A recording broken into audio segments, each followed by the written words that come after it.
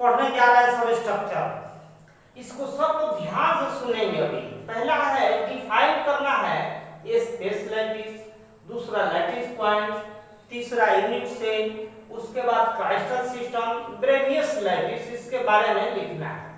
यह शुरू करने से पहले एक चीज बता देते हैं सबको कि कंस्टिट्यूएंट पार्टिकल्स पिछले रोज कहे थे एटम्स, मोलेकुल्स और आयंस, उसको हम लोग आज पॉइंट भी कह देंगे, स्फीयर भी कहते हैं। फिर ध्यान से सुनेंगे। कंस्टिट्यूएंट पार्टिकल्स क्या होते थे? एटम्स होते थे, मोलेकुल्स होते थे, आयंस होते थे।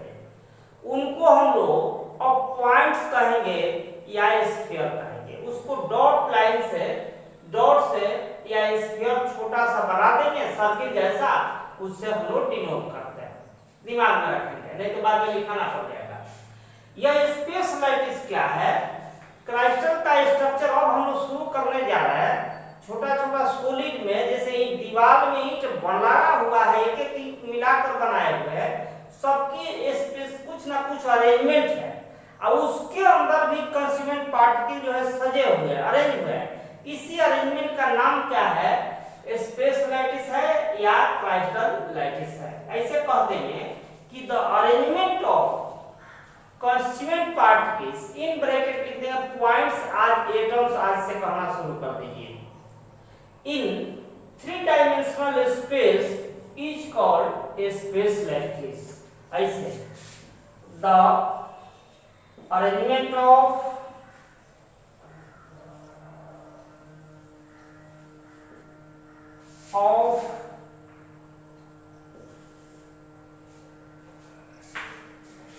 constituent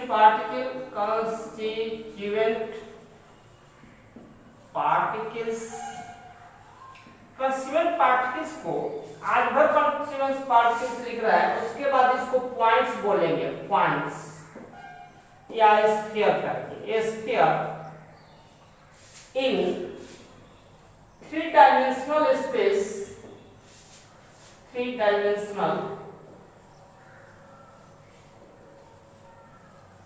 space is called a space lattice या क्राइस्टल लैटिस।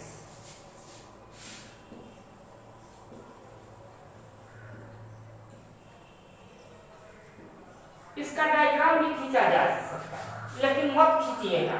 अभी विद्यार्थी देखकर घबरा जाते हैं, उनका दिमाग काम नहीं करता है, कहां से इतना बड़ा बड़ा खींच दिया।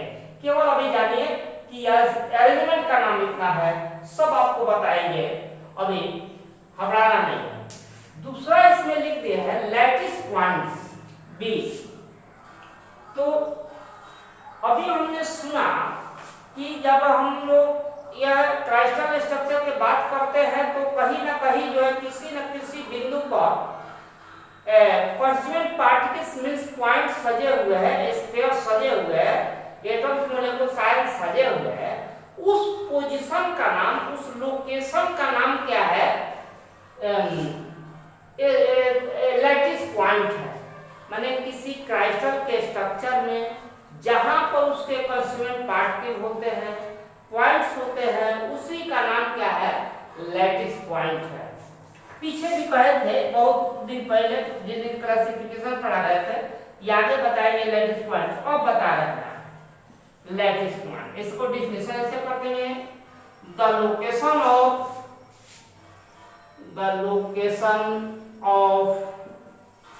कंस्टिट्यूएंट पार्टिकल्स,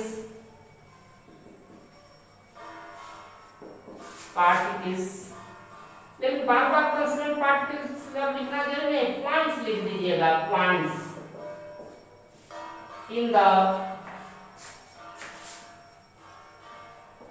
3 डायमेंशनल या space lattice,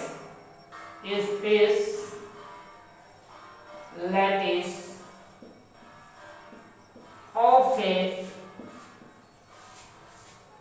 solid is called lattice point. lattice point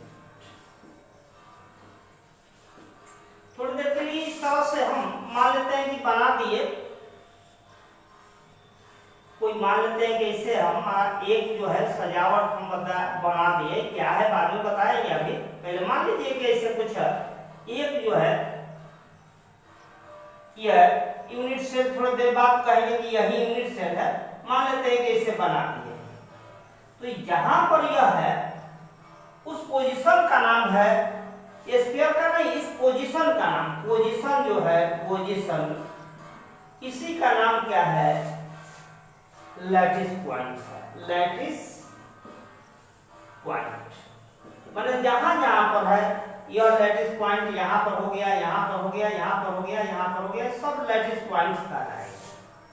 अब उसके बाद यूनिट सेल है, यूनिट सेल यही हो जाता, लेकिन आगे बता रहा है सी में यूनिट सेल। यूनिट सेल क्या है, अभी थोड़ी देर पहले कहे हैं कि मान लेते हैं कि एक दीवार बनाने में बहुत सारे ईंटें लगे हुए हैं, तब एक दीवार खड़ा हुआ है, तो एक ईंट को उसमें यूनिट सेल कहेंगे। इसी तरह से यह एटम किसी सॉलिड का स्ट्रक्चर में बहुत सारे जो है यूनिट सेल मिले हुए हैं, वो उसी को मिल करके वह स्ट्रक्चर बना है, तो उसमें सबसे छोटा पार्ट होगा, उसको हम लोग यूनिट सेल कहेंगे। यानी हम लोग कह देंगे कि the smallest part of the crystal या crystalline solid repetition of which gives the complete structure of a solid या crystalline solid is called unit cell। यानी किसी ठोस का वह छोटा से छोटा खंड जिसको रिपीट करने पर, बार बार ईंटा जैसे रखने पर, सजाने पर एक कंप्लीट स्ट्रक्चर सॉलिड का मिल जाता है, उसी का नाम है यूनिट सेल। यहां से आना शुरू हो जाता है, यह इंपॉर्टेंट हो जाता है विद्यार्थियों के लिए। The smallest part of the solid, सबसे छोटा solid, repetition of which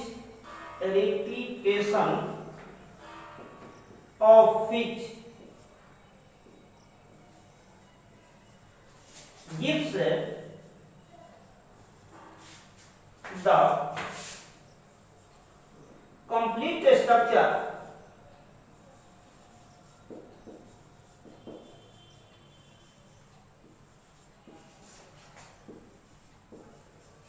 solid substance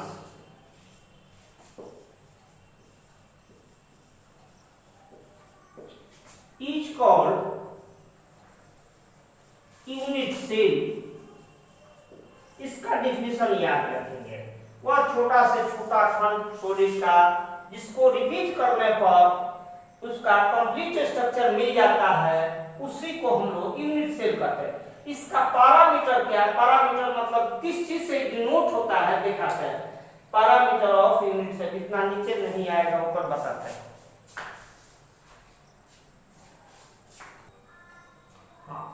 unit cell अभी बताए थे, उसका पैरामीटर्स क्या है, यानी वो किस चीज से डिनोट होता है। दो इसके पैरामीटर्स है, एक एक्सियल डिस्टेंस कहलाता है, जिसको एबीसी कहते हैं, दूसरा जो है एक्सियल एंगल्स कहलाता है, जिसको अल्फा बीटा गामा कहलाता है। ऐसे लिख देंगे कि the unit cell is characterized by, represented by axial distances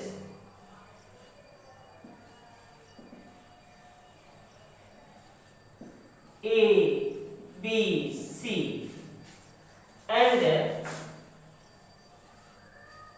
इस एक्सियल डिस्टेंसेज को हम लोग एज लेंथ भी कहेंगे, बाद में इसको एज लेंथ भी कहेंगे, याद रखेंगे। अभी axial distances ABC and axial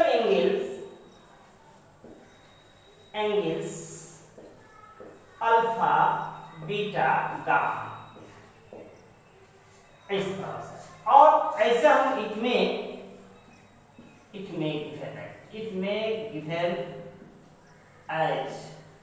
देखेंगे ऐसे बना दिए हैं यूनिट सेल, ऐसे बनाते हैं। जो अभी थोड़ी देर पहले बनाए थे वह यूनिट सेल ही था, लेकिन चूंकि वहां यूनिट सेल हम नहीं पढ़ाए थे इसलिए वहां नहीं लिखा। ऐसे बना देंगे या बना देंगे। क्यूब हो गया, यहां पर ऐसे बनाए, यहां पर ऐसे बनाए। यह गोला जो बनाए हैं, स्फीयर बनाए हैं, यह जो है पॉइंट्स है आपको कंस्टिट्यूएंट पार्टिकल्स है। यह जो तैयार हुआ यूनिट सेल तैयार हुआ, यूनिट सेल। अब चलेंगे, इसको बढ़ा दिया आगे, x हो गया, यहां वो लिख दिए। इसको बढ़ा दिए ऊपर, y लिख दिए। इसको इधर बना दिए z। यह x हो गया। अगर x इधर लिख दिए है तो x के दिशा में डायरेक्शन में जो ये एंगल होगा, ऐसे डिस्टेंस होगा, इसको ये लिखेंगे। y हम इधर पढ़ा, हो सकता है किसी बुक में यहाँ y देखा दिया है तो घबरा मत जाइएगा, हरदम ध्यान नहीं है। अभी सुन लीजिए, कहीं ABCD नहीं बन रहिएगा, x के दिशा में ये बनाए, इसके ठीक अपोजिट आकर यहाँ अल्फा लिख दीजिएगा। अगर y यहाँ बनाए हैं तो उसके ठीक अपोजिट आकर यहाँ बीटा लिख दीजिएगा। यह हो गया b। फिर z के दिशा में यह c दिखाएगी, इसके उल्टा यहाँ जाकर गामा दिखा देंगे। यह हो गया हम लोग को अल्फा बीटा गामा। मान लेते हैं कि यहाँ y दिखाते तो यहाँ b लिखिएगा, b के उल्टा। ये नहीं कि किताब में यहाँ y दिखाई पड़ रहा है और यहाँ वाला बीटा दिखाई पड़ रहा है, गलती मत लिखा लीजिए। हरदम ध्यान से सुनेंगे। x के डायरेक्शन में a, y के डायरेक्शन में b, z के डायरेक्शन में c, और a के सामने अल्फा, y के सामने बीटा उल्टा, फिर z के सामने गामा लिख दिए।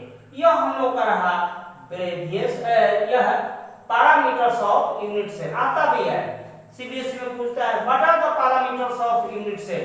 तो यह इसको एक्सियल डिस्टेंस कह सकते हैं, एज लेंथ भी कह सकते हैं एबीसीडी को। यह ए हो गया, यह बी हो गया, यह सी हो गया। आगे देखते हैं क्राइस्टल सिस्टम। तो ये हो जाएगा क्राइस्टल सिस्टम, चौथा सप्ताह क्राइस्टल सिस्टम। क्या एबीसीडी जो लिखे होंगे, यहां देख crystal system ABC alpha beta gamma, यह मान मिला, वैल्यू मिला। इसके आधार पर इस यूनिट सेल को क्राइस्टल को पहले 7 पार्ट्स में बांटा गया। मान लेते हैं कि ये बराबर बी बराबर सी, तीनों बराबर कर दिए जाए। मैंने लूडो का गोली जो खेलते हैं वह, और सब 90 डिग्री हो जाए तो उस यूनिट सेल का नाम क्यूबिकल सेल हो जाता है। अल्फा बराबर बीटा बराबर गामा, और गामा ए बराबर बी कर दिया जाए और सी बराबर नहीं कर दिया जाए, बड़ा कर दिया जाए या छोटा कर दिया जाए, तो उसका नाम ऑर्थोगोनल होता है, टेट्रागोनल होता है। ऐसा ही 7 दिखाया गया। तो यह क्या करता है, पढ़ाने वाले लोग जैसे पीरियोडिक टेबल पढ़ाएंगे, भले आए जैसा एंथैल्पी नहीं भैया, इलेक्ट्रोनेगेटिविटी नहीं भैया, लेकिन कमाल दिखाएंगे कि 100 का नाम याद करो और याद करने में एनर्जी अपना खत्म कर लो। कुछ नहीं याद करने के लिए रटना जरूरी नहीं है। यह 7 क्राइस्टल सिस्टम क्या है, केवल जान लीजिए क्या है, उससे रटने की आवश्यकता नहीं है। ऐसे लिख देंगे कि on the basis of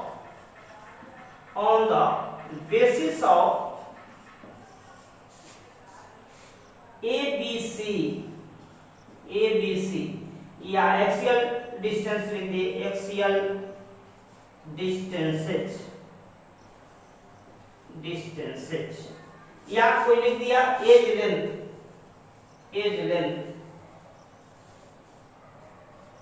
ABC and axial angles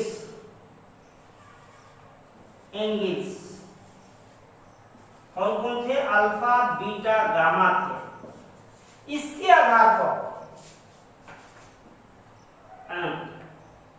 क्राइस्टलाइन solid या सॉलिड्स या unit cell classified into 7 parts. These are called 7 parts. These are called crystal system.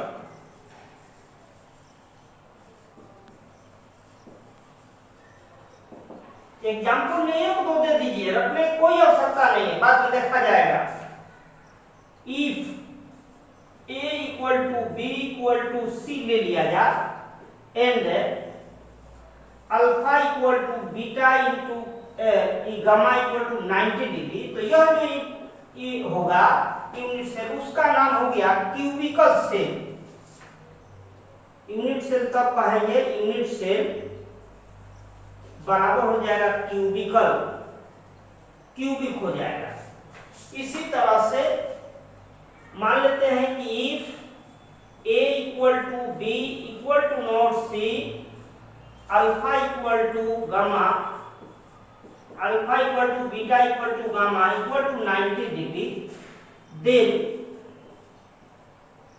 जो यूनिट सेल होगा, यूनिट सेल उसका नाम हो जाता है tetragonal, tetragonal and so on.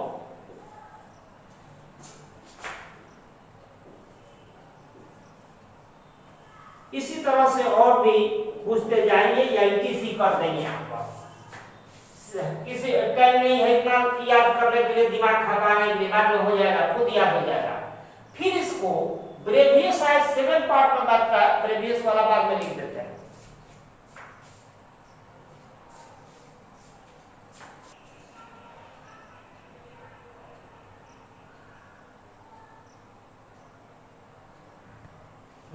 उसके बाद था ब्रेवियस लैटिस। ब्रेवियस जो है साइंटिस्ट था, क्या किया कि 7 क्राइस्टल सिस्टम था, उसको भी अलग अलग, किसी में 2 भाग किया, किसी में 3 भाग किया, फिर बांट कर कुल 14 भाग कर दिया। ऑर्थोगोनल, राम्बिक, ऑर्थोराम्बिक, इस तरह से बहुत से नाम दिया गया। उसी को हम लोग कहते हैं ब्रेवियस लैटिस। सब 14 लोग रटते हैं, रटवाते हैं, कोई जरूरी नहीं, पूछा नहीं जाता है। ध्यान रखेंगे, एक आध को बाद में देखा जाएगा। अपनी एनर्जी उसमें अभी नहीं खपाएंगे, खुद याद हो जाएगा, पहले समझेंगे, प्रयास करेंगे। ऐसे लिखेंगे Bravais, Bravais further classified 7 crystal system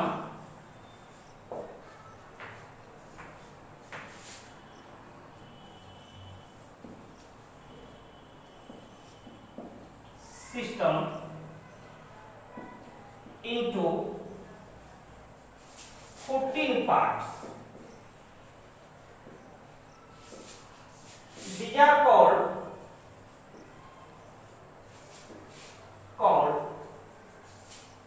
Brevius lattice.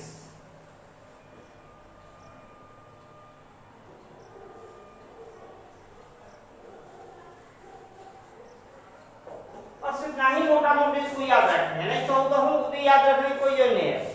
अब इसके बाद हम लोग आज इतना ही रहेगा, क्योंकि अब दूसरा टॉपिक इसमें शुरू होगा टाइप्स ऑफ यूनिट से, और वो और इम्पोर्टेंट हो जाएगा। इस सॉलिड स्ट्रक्चर का स्ट्रक्चर वहीं से समझ में आएगा। आज इतना ही रहने दिया जाए, अगले दिन उसको हम समझाएंगे।